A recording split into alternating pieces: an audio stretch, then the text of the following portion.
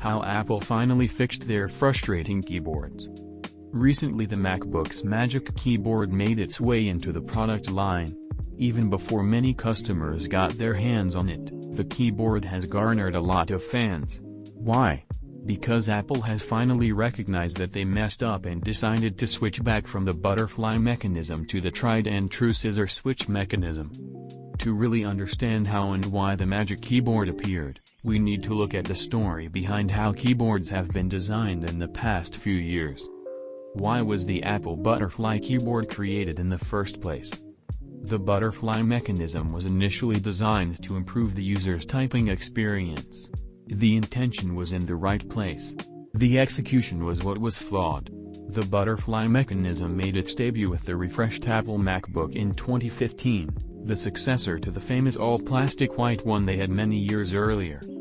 The 2015 Apple MacBook was designed to be ultra-thin and sleek. The butterfly mechanism made the keyboard thinner, thereby enabling the laptop itself to be a few millimeters thinner than the previous designs. A few millimeters is big deal for Apple and the tech world at large. In addition, Apple wanted to make a quieter keyboard. The previous scissor mechanism had a little bit of clunky sound to it. Though many people actually like the keyboard clicks. Even the Apple Settings app on the iPhone offers a keyboard click sound as an option. Finally, Apple wanted to add additional stability to the keys, to ensure that pressing the key at any point on the surface would activate the key. If you press at the corners of a key on your traditional keyboard, you'll see it sometimes doesn't press the key. Most people are used to this, and I'd argue it doesn't really affect the user's typing as much as Apple claimed it did. The resulting design.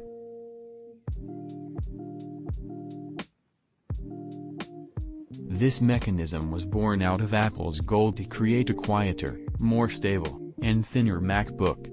From an engineering perspective, this level of thinking was considered impressive during its launch and it was ostentatiously promoted by Johnny Ive in the launch videos. A lot of talk and fancy words about rethinking how a keyboard works.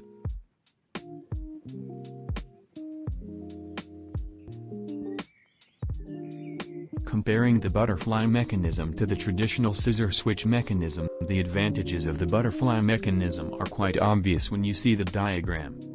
Glass-filled nylon, which meant more sturdiness and durability. A single assembly, which meant more stability and lower cost.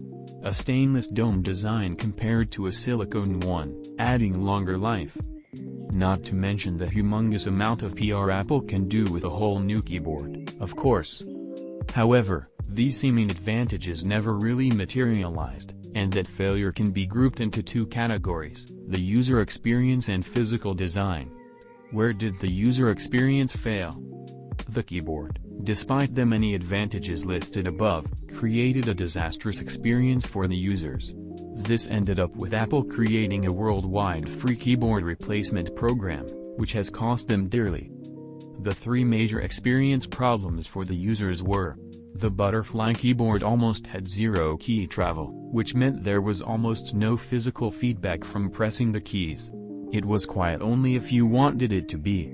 An extension from the above point, people began getting slightly violent with the keyboard, typing with more pressure because of the lack of a typing sensation, which made their typing louder.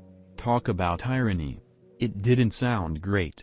This was a common complaint. The sound of the keyboard wasn't like something being pressed, but rather something being tapped or hit. This frustrated many users. Where did the design fail? There are two big reasons for this. The keys accumulated dust under them. The keyboard accumulates dust over time, and due to the extremely thin gap, the debris would accumulate and the keys would get stuck, ultimately rendering the key useless. While there's no exact cause identified, it might be that the V-shape of the butterfly keys tends to get more disturbed with debris due to its wider structure than the X-shape of the scissor mechanism. The materials couldn't withstand the heat. While this is a slightly more scientific reason, one theory is that the plastic and the membrane present under the key become structurally weak over time with heat from the CPU. And the heat exposure to the plastic was higher because of the extremely thin nature of the laptops. The other design challenge was lack of serviceability to the keyboard. Apple made cleaning this keyboard quite hard and replacing it a nightmare. This led to keyboards having to be wholly replaced if even a single key failed. Thus, this repair became very expensive for customers, that is, before Apple started the free replacement program. Firefighting. Apple did a fair number of updates to its Butterfly keyboard over the last 5 years, but they have been in vain. In 2016, the second generation was introduced to dampen the noise a little bit, and in 2018, the third generation was released with a silicone membrane cover to prevent dust from accumulating, but this ultimately failed, too. In 2019, Apple seems to have updated some materials, but I suppose they saw that this keyboard was doomed to fail, and thus, the Magic Keyboard was born. Back to the future, with Magic.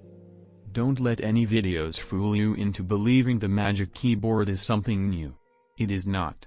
It is actually the same old scissor switch mechanism that we are used to and enjoy using, with the satisfying clickety-clack sound and the travel of the key when pressed. But, there is some magic. The updated Magic Keyboard has essentially the same scissor switch mechanism, but instead of the plastic joints, all the joints are now the glass-reinforced plastic, known as glass-filled nylon. This makes the traditional old design more durable. My thoughts. I honestly feel this entire keyboard debacle was simply born out of Apple not understanding their customers.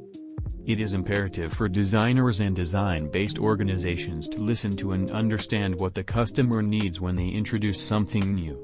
More so when the customers are complaining about it. Apple has always been an industry transformer in many ways.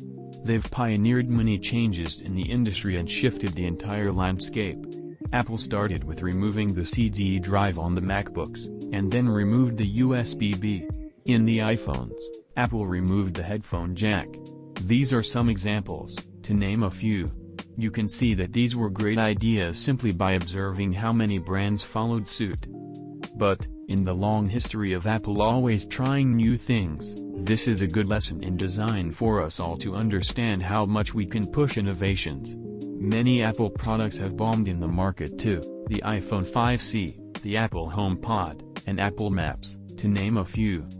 But, hey, Apple tried something new and has been brave enough to accept its mistake and change the product back to what used to work better. Now, this is what is Magic for me. Maybe now instead of trying to keep pushing us to use Apple Maps, they'll change something there too. Fun fact, Apple doesn't even talk about the Butterfly keyboard on the Mac landing page now.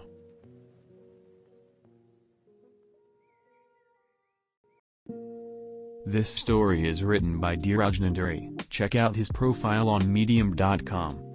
Subscribe for more content. Smile.